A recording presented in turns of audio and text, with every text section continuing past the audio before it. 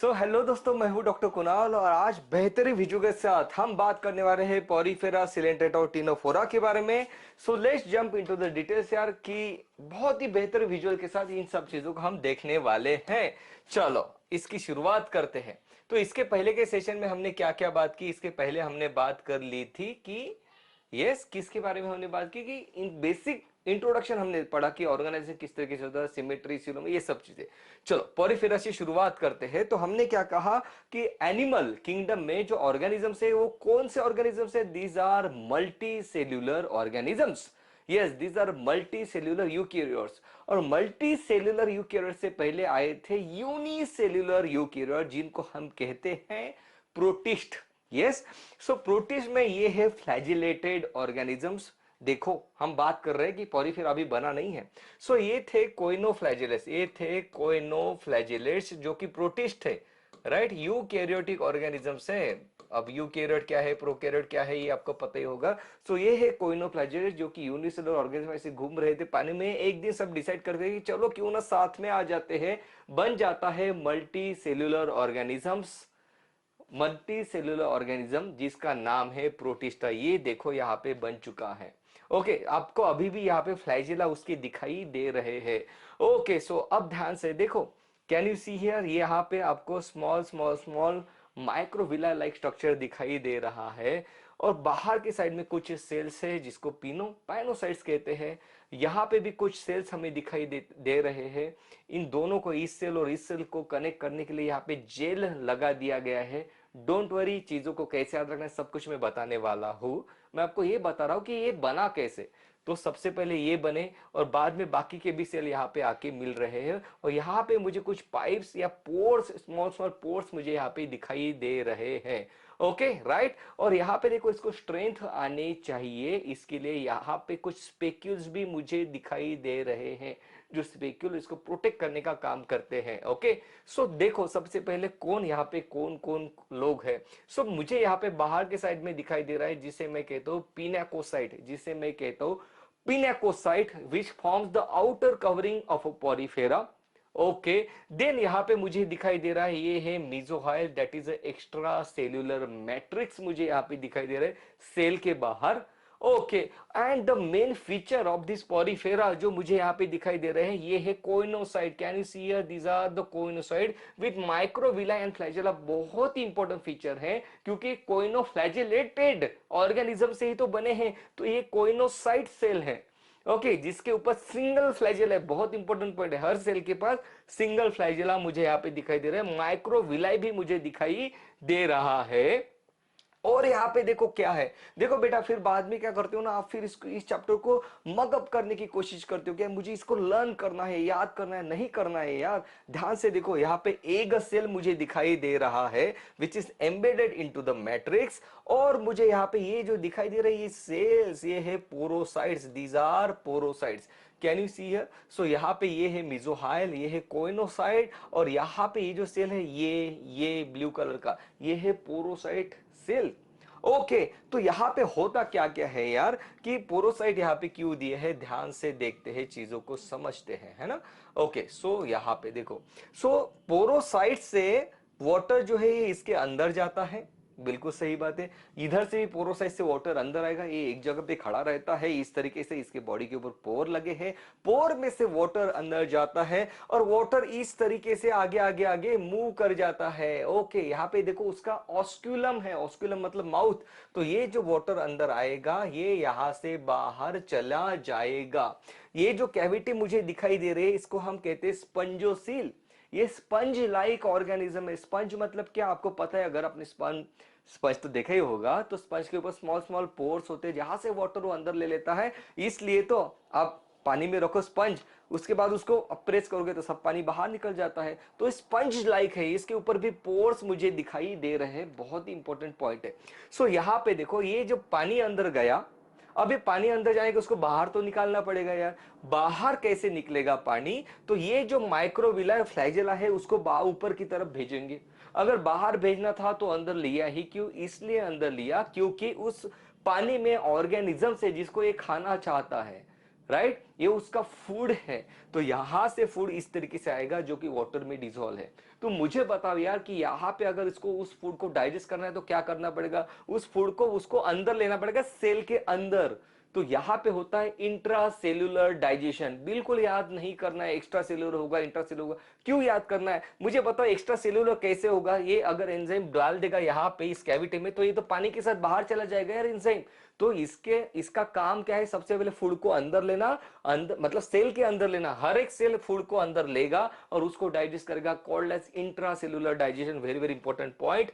सो cellular organisation मुझे यहाँ पे जो दिखाई दे रहा है कि यहाँ पे मुझे कोई टिश्यू दिखाई दिया नहीं, यहाँ पे बंच ऑफ सेल्स है, these are the cells, aggregation of cells हुआ है, हम इसे कहते हैं सेल्यूलर ऑर्गेनाइजेशन। अगर यही सेल एक दूसरे के साथ न्यूट्रिशन शेयर करते तो मैं कहता कि भाई ये जो ऑर्गेनिज्म है ये टिश्यू लेवल ऑर्गेनाइजेशन शो कर रहा है, लेकिन ऐसा कुछ हुआ नहीं। यहाँ पे सिर्फ सेल्यूलर लेवल का ऑर्गेनाइजेशन मुझे यहाँ पे दिखाई दे रहा है। बहुत इंपॉर्टेंट पॉइंट है, हर एक सेल खुद ही अपना डाइजेशन कर रहा है, एक्सक्रीशन कर रहा है, खुद अपना अपना काम किया जा रहा है यहाँ पे। ओके, सो बहुत इंपॉर्टेंट चीज है कि किस तरीके से यहाँ पे काम हो रहा है। सब सेल मिलके कोई एक फंक्शन की तरफ नहीं जा रहा है, हर एक सेल अपना अपना काम खुद कर रहा है। सो यहाँ पे सेल्यूलर ऑर्गेनाइजेशन है। अगर सब सेल एक दूसरे के साथ मिलजुल के अगर काम करते तो हम कहते हैं टिश्यू, ये टिश्यू है, लेकिन नहीं, ये टिश्यू नहीं, ये सेल्यूलर लेवल ऑफ ऑर्गेनाइजेशन है जहां पे डिवीजन ऑफ लेबर मुझे दिखाई देता है। जैसे कि इसका काम है कि भाई इस तरीके से वाटर को मूव कराना। ओके, सो यहाँ पे इसका काम है, देखो ये स्पेक्यूल्स का काम है कि भाई ये सिलिका से बना हुआ है, ये इसको स्ट्रक्चर स्ट्रेंथ देता है, प्रोटेक्शन में इसकी हेल्प करता है। हर एक सेल का अपना अपना काम है, पोरोसाइट का काम है वाटर को अंदर लाना इस तरीके से। तो हम कहते हैं यहाँ पे डिवीजन ऑफ लेबर है जो कि एनसीईआरटी ने कहा है। कोइनोसाइट यहाँ पे क्या हो रहा है, देखो ये coenocyte is the characteristic feature of the porocytes. Coenocyte यहाँ पे क्या करते हैं, कोइनोसाइट्स देखो डिफरेंशिएट हो जाते हैं स्पर्म सेल में। ओके, मतलब गमेट बने, एक स्पर्म सेल भी इसने ही बनाया, इसने ही एग सेल भी बनाया, मतलब ये क्या हो गया, ये बायसेक्सुअल ऑर्गेनिज्म हो गया, यही मेल है यही फीमेल है। ओके, तो हम कहते हैं ये हर्माफ्रोडाइट है, बायसेक्सुअल है, मोनोशियस है, सबका मीनिंग एक ही है। समझने के लिए अगर आपको याद रखना है तो आप इसको BHMS, no offence, I am telling again and again, आप इसको इस तरीके से याद रख सकते हो, BHMS that is bisexual hermaphrodite monoecious. इसका सेक्स क्या है, बायसेक्सुअल हर्माफ्रोडाइट एंड मोनोसियस, इस तरीके से आप इसको याद रख सकते हो। आई एम टेलिंग अगेन, कोई ऑफेंसिव वर्डिंग नहीं है समझने के लिए। एक तो BHM याद रख लो, राइट, नहीं तो HBM कुछ कर लो, राइट, नहीं तो MBH कर लो, नहीं तो BHMS कर लो। इट इज अ बाइसेक्सुअल, मतलब हर्माफ्रोडाइट, मतलब मोनोशियस, मतलब एक ही ऑर्गेनिज्म में मेल भी है फीमेल भी है। क्लियर है? ओके, नाउ अब यहाँ पे देखो, ये डायग्राम आपके माइंड में बिल्कुल छप जानी चाहिए कि यार ये जो पॉरीफेरा है cellular level of organisation show करता है, इसके पास कोइनोसाइड है, फ्लैजेला है, माइक्रोविला है। अब मुझे यहाँ पे एग सेल भी दिखाई दिया, इसने एग भी बनाया, इसने इसने स्पर्म भी बनाया, इसने एग भी बनाया। अब यहाँ पे क्या होता है, देखो समझने के लिए बता रहा हूं मैं। यहाँ पे जो जेल है, यहाँ पे फैगोसिटिक सेल रहते हैं जो क्या करते हैं, स्पर्म को अंदर खींच लेते हैं और इसको लाके दे देते सेल के पास। मतलब एक गमेट का यहाँ पे फ्यूजन हो रहा है, तो ये कौन सा फर्टिलाइजेशन हुआ, ये कौन से टाइप का रिप्रोडक्शन यहाँ पे हो रहा है जहां पे गमेट मिल रहा है, इज इट अ सेक्सुअल या असेक्सुअल रिप्रोडक्शन। तो मैं जब भी बात करता हूँ सेक्सुअल रिप्रोडक्शन की तो मैं बात करता हूँ गमेट की। यहाँ पे मैंने मेल फीमेल गमेट की बात की, मतलब मैं सेक्सुअल रिप्रोडक्शन के बारे में बात कर रहा हूं। क्या यहाँ पे जो गमेट्स मिले ये पानी में मिले, नहीं, ये कहां पे मिले, सेल के अंदर मिल रहे हैं। यहाँ पे देखो ये सेल है, मतलब जेल है, जेल के अंदर ये चीजें हो रही है, ये कहीं बॉडी के बाहर नहीं हो रही है। तो मैं कहता हूं this is the internal fertilisation. बहुत इंपॉर्टेंट पॉइंट है बेटा, बहुत ज्यादा इंपॉर्टेंट पॉइंट। फिर आप याद करते बैठते हो यार पॉरीफेरा के अंदर इंटरनल था या एक्सटर्नल था, एनसीईआरटी ने दिया है कि इंटरनल फर्टिलाइजेशन आपको दिखाई दे रहा है सेल के बॉडी के अंदर हो रहा है। नहीं तो जनरली क्या होता है, जो प्रीमिटिव ऑर्गेनिजम्स आए थे वो क्या करते हैं, अपने गमेट्स को बाहर रिलीज कर देते पानी में, अपना स्पर्म भी बाहर रिलीज कर देंगे, एग भी बाहर रिलीज कर देंगे पानी में, that is external environment, water तो है ही मीडियम, तो भाई वहां पे जाके इनका फर्टिलाइजेशन होता है। तो हम कहते हैं कि दैट इज एक्सटर्नल फर्टिलाइजेशन। लेकिन जो मुझे पॉरीफेरा में दिखाई दे रहा है fertilisation, it is a internal fertilisation. देखो इस तरीके से देखो यार, है ना।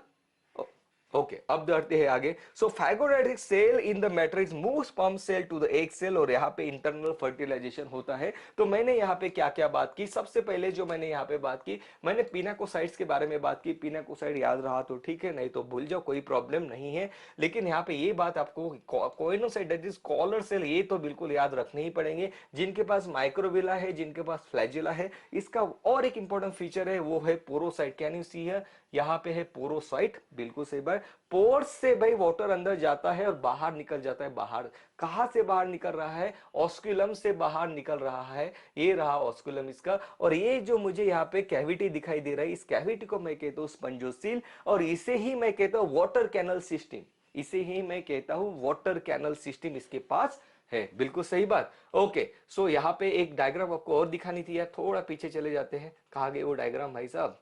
ओके हाँ ये देखो। सो यहाँ पे ये जो डाई बाहर की तरफ डाला जा रहा है, पोरोसाइट से ये डाई अंदर गया, ऑस्कुलम से बाहर निकला है।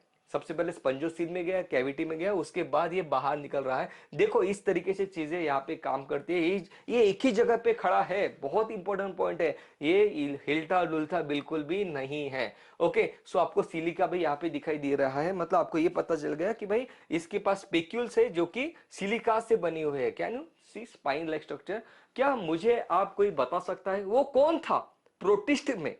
वो प्रोटिस्ट में वो कौन था जिसके पास भाई इसी टाइप का स्ट्रक्चर था, सिलिका से बना हुआ? वो कौन था? अगर पता अगर है तो मुझे जरूर बताना। बायोलॉजिकल क्लासिफिकेशन अगर आपको याद आ रहा होगा तो इस चीज को आपने याद करना है कि सिलिका, वहां पे सिलिका कौन से ऑर्गेनिज्म से रिलेटेड था प्रोटिस्टा में।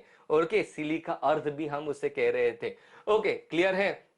सो हैबिटेट के बारे में सबसे पहले हम बात कर लेते हैं। हैबिटेट क्या है? It is mostly marine organism. Animal kingdom की शुरुआत पॉरीफेरा से हो रही है। हम बात करते हैं इवोल्यूशन में कि भाई लाइफ जो है वो ओरिजिनेट हुई है वाटर में। आपको दिखाई दे रहा है तो प्रिमिटिव ऑर्गेनिज्म जो है आपको वाटर में ही दिखाई देंगे। तो देखो it is mostly marine, except there is one exception called as spongilla. Spongilla जो है फ्रेश वाटर स्पंज है, बहुत ही इंपॉर्टेंट पॉइंट है। This is a fresh water sponge, बाकी तो मोस्टली मराइन है। सिमेट्री में अगर हम बात करें तो सिमेट्री के बारे में हमने इसके पहले सेशन में भी बात की कि this is a mostly asymmetric organism. लेकिन ये जो साइकन है ये मुझे सिमेट्रिक दिखाई देता है। इस डायग्राम में आपको सिमेट्रिक नहीं दिखाई देगा, वो डायग्राम अवेलेबल नहीं है। बट यहाँ पे generally these are the asymmetric organism except sycon जो कि रेडियल सिमेट्री शो करता है। क्लियर है? But otherwise it is asymmetric organisation. Organisation क्या है? अभी हमने देखा कि cellular level of organisation show करता है। डाइजेशन इंट्रा सेल्यूलर है कि एक्स्ट्रा सेल्यूलर है? अभी हमने देखा कि डाइजेशन इंट्रा सेल्यूलर है, क्योंकि एक्स्ट्रा सेल्यूलर मतलब क्या भाई, एंजाइम बाहर डाल देगा तो बाहर डालेगा तो वाटर से तो एंजाइम बाहर चले जाएंगे, तो ये फूड को सबसे पहले एब्जॉर्ब कर लेता है, बाद में उसको डाइजेस्ट करता है, ब्रेक करता है ताकि उसको यूज कर सके इंट्रा सेल्यूलर डाइजेशन। सेक्सेस कैसे है? यही मेल है, यही फीमेल है, यही हर्मेफ्रोडाइट है, मोनोशियस है, बाइसेक्सुअल है, BHMS। क्लियर है? So bisexual, hermaphrodite and monoecious. Reproduction किस तरीके से शो कर रहा है? रिप्रोडक्शन शो करता है सेक्सुअल रिप्रोडक्शन। अभी हमने देखा गमेट्स यहाँ पे फ्यूज हो जाते हैं और साथ ही में ये फ्रेगमेंटेशन के थ्रू भी खुद को रिप्रोड्यूस कर पाता है। What is fragmentation? फ्रेगमेंटेशन मतलब क्या? मान लो ये जो पार्ट है यहां से इस तरीके से ब्रेक हो गया, ये पार्ट यहाँ पे चला गया, उस पार्ट से नया ऑर्गेनिज्म बन गया। सो फ्रैगमेंट बन गया, फ्रैगमेंट से नया ऑर्गेनिज्म बन गया, मतलब फ्रैगमेंट के थ्रू भी रिप्रोड्यूस कर रहा है। तो फ्रैगमेंटेशन है सेक्सुअल रिप्रोडक्शन। फर्टिलाइजेशन एक्सटर्नल है कि इंटरनल है? याद करो अभी हमने दिखाया था कि फाइगोसाइटिक सेल आया जिसने स्पर्म को अंदर लेके गया और एक के ऊपर उसने छोड़ दिया। इंटरनल फर्टिलाइजेशन, बॉडी के अंदर लिया गया, इंटरनल फर्टिलाइजेशन। डेवलपमेंट क्या है? जितने भी प्रिमिटिव ऑर्गेनिजम्स हैं उनमें डेवलपमेंट जो आपको दिखाई देगा वो इनडायरेक्ट दिखाई देगा, that is through the larva. Indirect मतलब क्या? जैसे हम में डायरेक्ट है, जैसे इंसान का बच्चा इंसान है, उस बच्चे को देख के समझता है कि आगे चल के इंसान ही बनेगा। Okay that is called direct development. लेकिन इसमें क्या है? इनडायरेक्ट डेवलपमेंट, मतलब इसका जो ऑफस्प्रिंग है ये एडल्ट के जैसे हमें नहीं दिखता है, लार्वा के जैसे दिखता है। तो सबसे पहले लार्वा बनेगा, फिर उसमें चेंजेस होने के बाद एडल्ट बनेगा। दैट इज डायरेक्टली एडल्ट नहीं बना, पहले लार्वा बना बाद में एडल्ट बनेगा, तो हम कहते हैं दिस इज इनडायरेक्ट। इनडायरेक्ट मतलब कि डायरेक्टली एडल्ट नहीं बन रहा है। हम में इंसानों में डायरेक्टली एडल्ट के जैसे दिख रहा है हमारा बेबी जब होता है तब, इसमें ऐसा नहीं है, लार्वा दिखता है बिल्कुल इससे अलग। हम कहते हैं दिस इज इनडायरेक्ट डेवलपमेंट। एक बार आखिरी बार बता रहा हूं, इनडायरेक्ट मतलब क्या कि डायरेक्टली ये एडल्ट ऑर्गेनिजम्स के जैसा नहीं दिख रहा है। ओके सो हम कहते हैं कि this is a indirect development. Clear है? सो इतनी चीजें आपको बिल्कुल पता होनी चाहिए। Sycon radial symmetry, Euspongia that is a bath sponge, बिल्कुल स्पंज के जैसे दिखाई दे रहा है, and spongilla which is a fresh water sponge. So that was all about porifera. Now let's talk about the coelenterata. हमने क्या क्या बात की कि भाई इसके पहले सेल्यूलर ऑर्गेनाइजेशन आया था पोरिफेरा में, अभी यही सेल ने एक दूसरे के साथ कोऑर्डिनेट करना शुरू कर दिया। जैसे इसके पहले सेशन में मैं बात कर रहा था कि किसी क्लास में 100 बच्चे बैठे हैं, 100 बच्चे अपना अपना काम कर रहे हैं, तो वो है पोरिफेरा। लेकिन वही 100 बच्चे डिसाइड करते कि हम सब मिलके एक ही टीम बनाएंगे, फुटबॉल की टीम, और साथ में मिलके और गोल हम बना देंगे। तो मैं कहता हूं कि अब एक टिश्यू लेवल ऑफ ऑर्गेनाइजेशन हो रहा है, जिसे जो मुझे दिखाई देता है सबसे पहले सिलेंटेरेटा में। ओके, सो यहां पे क्या हुआ है देखो। सो यहां पे मुझे बाहर के साइड में इसकी बॉडी वॉल दिखाई दे रही है, और भाई इसके पास अब फूड पाइप भी आ चुका है। इसके पहले फूड पाइप तो था नहीं। बिल्कुल सही बात। तो ये जो ऑर्गेनिज्म है इसमें मुझे यहाँ पे गैस्ट्रोवास्कुलर कैविटी दिखाई दे रही है, जिसे मैं सिलेंटेरॉन कहता हूँ, सिलेंटेरॉन। इसलिए इस ऑर्गेनिज्म का नाम है सिलेंटेरेटा। बिल्कुल सिंपल इसका स्ट्रक्चर है। देखो इसके पास एक फूड पाइप है, ओके, और इसके पास बाहर की बॉडी वॉल है। जो बाहर के साइड में जो सेल्स है, इन सेल्स को किस जर्म लेयर ने बनाया? एक्टोडर्मल जर्म लेयर ने। तो ये रहा एक्टोडर्मल ओरिजिन है इसका, ये रहा ectodermal origin, ectodermal tissue. Inner side में मैं बार बार बताऊंगा कि आपका जो गट है वो बनता है एंडोडर्म से। इसका भी गट कैसे बनेगा? एंडोडर्म से बनेगा। तो इसके पास एक्टोडर्म है और एंडोडर्म है, दो टाइप के जर्म लेयर्स रहती है, जो कि दो टाइप के टिश्यूज यहाँ पे बना देती है। इसके पास अब टेंटेकल्स भी आ गए। भाई पोरिफेरा का प्रॉब्लम क्या हो रहा था? पोरिफेरा एक तरीके से इसी तरीके से खड़ा हुआ था, उसके अंदर पानी जा रहा था, पानी में से जो कुछ चाहिए ले ले रहा था। उसने कंप्लेंट की कि भगवान ये मेरे साथ क्या हो रहा है, कभी पानी आता है कभी नहीं आता है, तो भाई ये सब नहीं चाहिए। मेरे आंखों के सामने से कोई ऑर्गेनिज्म, कोई बैक्टीरिया बाहर निकल जाता है, उसको मैं नहीं खा पाता हूं। तो भाई इसका अपडेटेड वर्जन आया, दैट इज सिलेंटेरेटा। उसके पास टेंटाकल दे दिए नेचर ने, भगवान ने, कि भाई जैसे ही तुझे कोई दिखेगा ऑर्गेन, उसको तू पकड़ के खा लेना। तो इसके पास अब टेंटाकल्स आ चुके हैं। फिर इसने और एक कंप्लेंट की कि भाई मैं पकड़ने की कोशिश तो करता हूं दूसरे ऑर्गेनिज्म को, ताकि मैं अपना पेट भर सकूं, लेकिन भाई वो निकल जाता है, वो मेरे हाथ से छूट जाता है। तो इसी टेंटाकल्स के ऊपर भाई साहब यहाँ पे लगाए गए इलेक्ट्रिक करंट वाले कुछ सेल्स, नाइडोब्लास्ट जिसे हम कहते हैं। Okay, so can you see a cnidoblast? यहाँ पे नाइडोब्लास्ट मतलब कि जैसे ही प्रे को इसने कैच कर दिया वो मर जाएगा, उसको इलेक्ट्रिक करंट लग जाएगा। Okay, so habitat it is mostly marine, it is mostly marine, Porifera भी मोस्टली मराइन, और ये है सेसेल और फ्री स्विमिंग। ये अब भाई इनमें से कुछ मेंबर जो है ये स्विम भी कर पाते हैं। अब तक पोरिफेरा जो था वो तो एक ही जगह पे खड़ा था, इनके पास स्विमिंग की एबिलिटी अब आ चुकी है। Okay, so it is mostly marine except hydra which is a fresh water organism. Porifera में भी एक एक्सेप्शन था, स्पंजिला, यहाँ पे भी एक एक्सेप्शन, दैट इज हाइड्रा। सो हम हाइड्रा मतलब वाटर, जो कि फ्रेश वाटर है, इस तरीके से याद रखना है।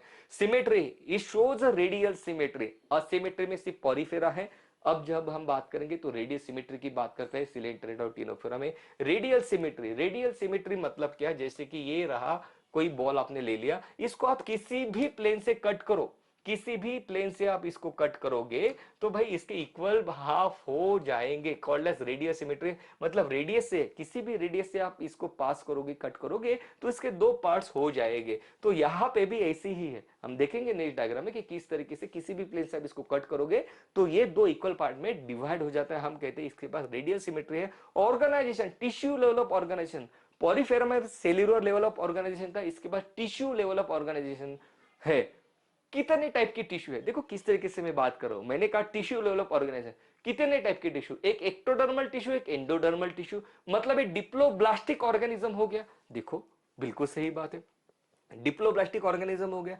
डाइजेशन इसके पास किस तरीके से है? ये क्या करता है, यहां पे अब फूड आ जाएगा, ये टेंटाकल के थ्रू यहां पे अब फूड ले लेता है, यहाँ पे इसके पास अब फूड आ जाता है, और यहाँ पे एंजाइम डाल के उस फूड को डाइजेस्ट कर लेता है। मतलब ये एक्स्ट्रा सेलुलर डाइजेशन शो करता है, बोथ एक्स्ट्रा सेलुलर है इंट्रा सेलुलर, मेनली यहाँ पे एक्स्ट्रा सेलुलर डाइजेशन हमें दिखाई देता है।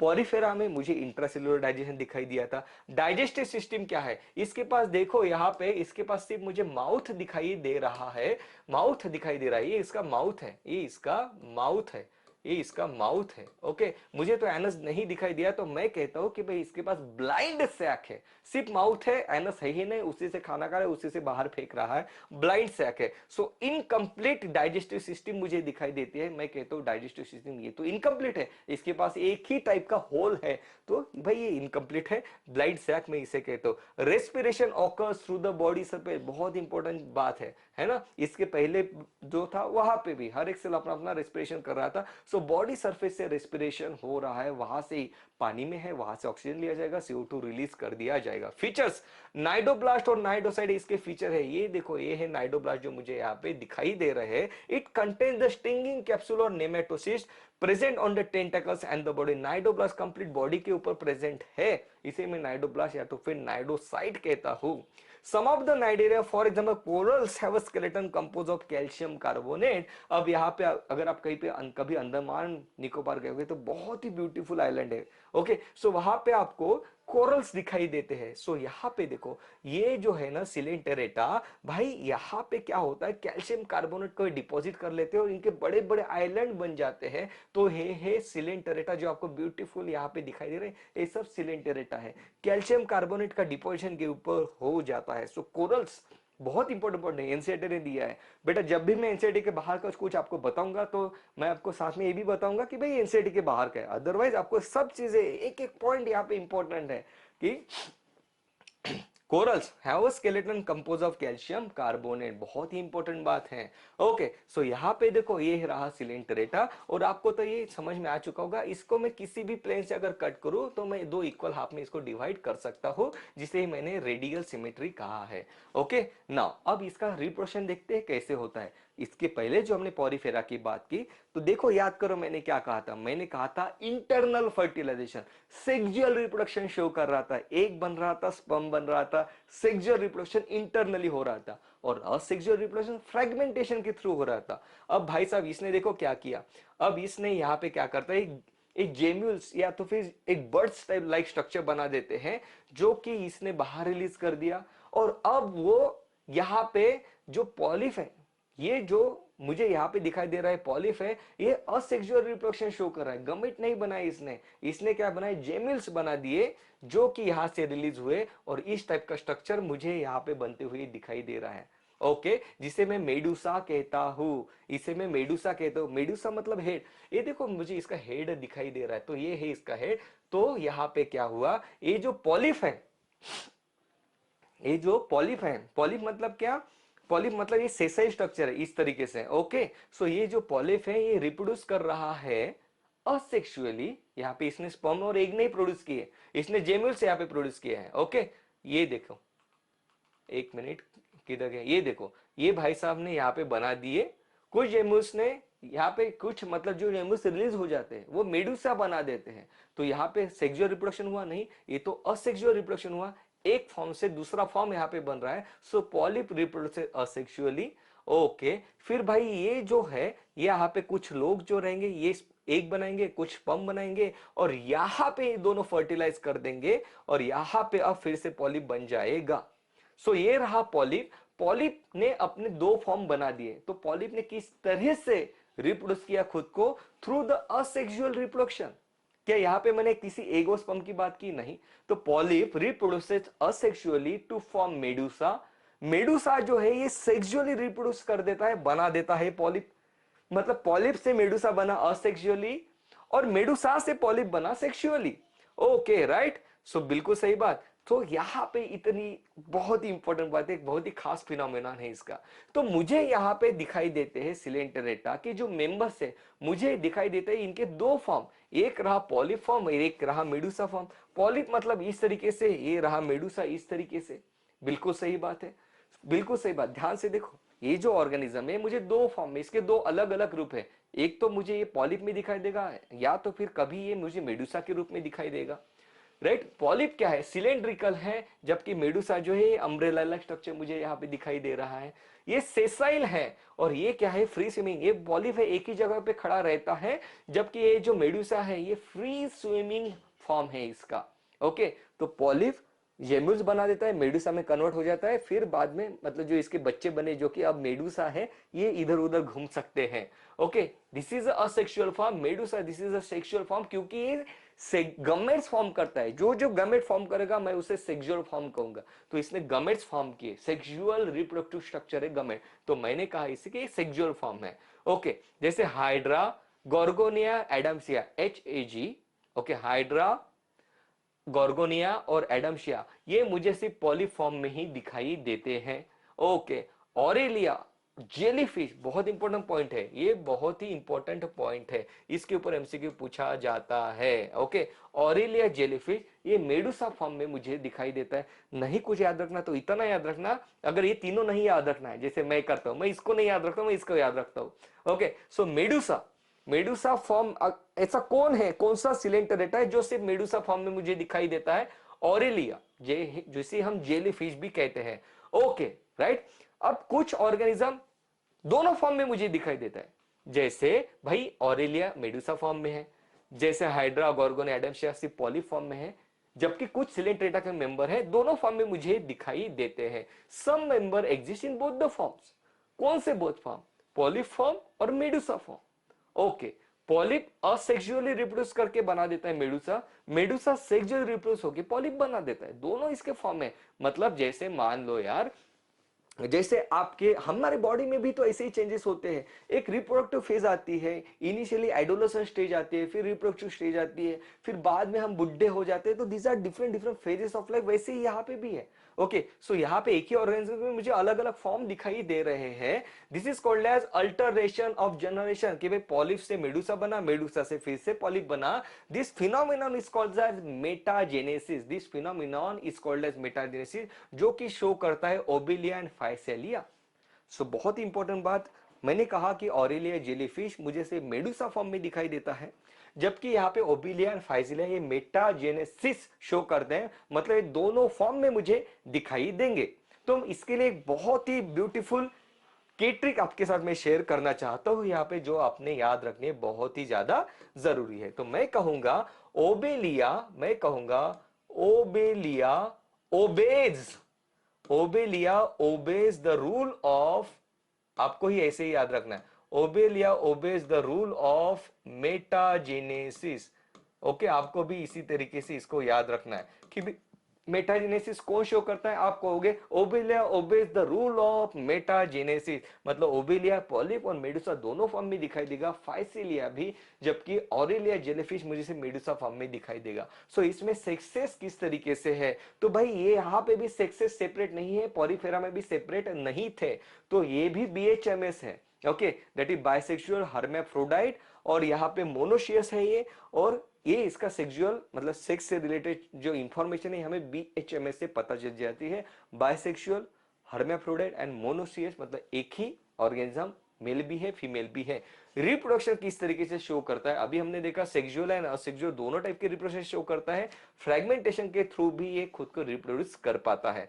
फर्टिलाइजेशन कहां पे हुआ, अभी हमने देखा कि भाई मेडुसा ने स्पर्म बनाया, और दोनों स्पर्म और एक बाहर वाटर में जाके मिले, तो this is external fertilisation.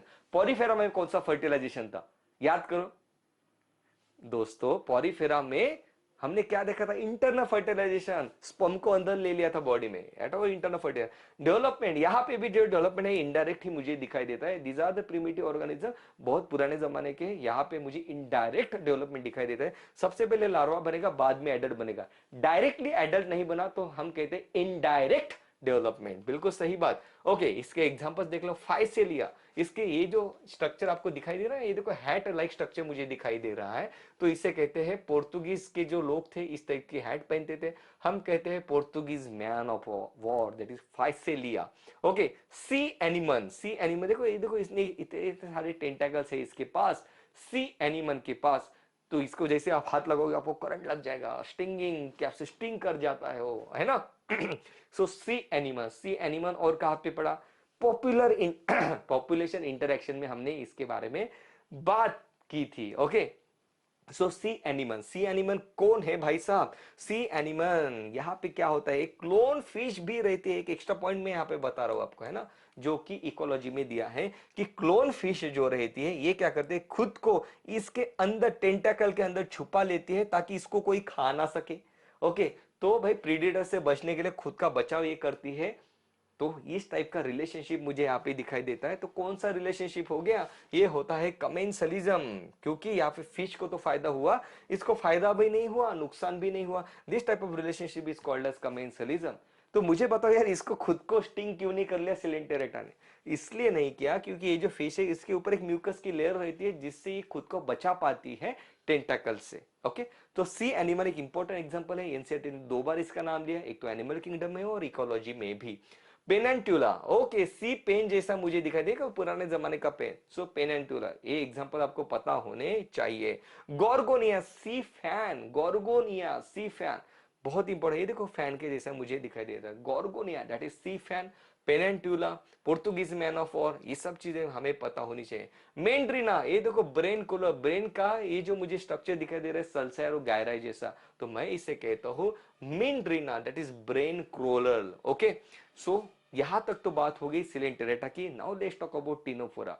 Coelenterata में हमने क्या बात की भाई, tissue level of organisation show करता है, उसके पास रेडियस सिमेट्री है, फर्टिलाइजेशन सेक्सुअल भी है और फ्रेगमेंटेशन के थ्रू भी करता है। 2 फॉर्म में मुझे दिखाई देता है, बहुत इंपॉर्टेंट पॉइंट है, पॉलिप और मेडुसा। तो ये जो टिनोफोरा है इनको भी सबसे पहले सिलेंट्रेटा के साथ ही रखा गया था, लेकिन बाद में इनमें कुछ फीचर्स अलग दिखाई दिया तो इनको अलग सेपरेट कर दिया। इसका हैबिटेट क्या है, हमने बात की, अभी भी हम पुराने जमाने में ही चल रहे हैं तो पानी में ही हमले। This is the exclusively marine animal, बहुत इंपॉर्टेंट पॉइंट है। अगर मुझे क्वेश्चन पूछना है तो मैं इसके ऊपर पूछूंगा, क्योंकि ये एक्सक्लूसिवली मराइन ऑर्गेनिज्म है, एक्सक्लूसिवली कोई भी फ्रेश वाटर में मुझे नहीं दिखाई देता है। सिलेंट्रेटा में मुझे फ्रेश वाटर में कौन दिखाई दिया, सिलेंट्रेटा में फ्रेश वाटर में मुझे दिखाई दिया हाइड्रा। ओके, पॉरीफेरा में मुझे फ्रेश वाटर में कौन दिखाई दिया, स्पंजीला। इस तरीके से आपको आना चाहिए। Okay, this is exclusively marine organism. तो हम कहते हैं कि भाई ये कौन है, हम आप इसको बोल सकते हो स्टीनोहाइलिन बोलेंगे आप इसको कि यूरोहेलिन बोलेंगे। अगर आपने इकोलॉजी पढ़ा है तो आपको वो भी याद आ जाए। मुझे बताओ यार कि ये बिल्कुल नैरो रीजन में, सिर्फ मराइन रीजन में ही दिखाई देता है। So is this a stenohaline organism और is this a euryhaline organism, मुझे बताना।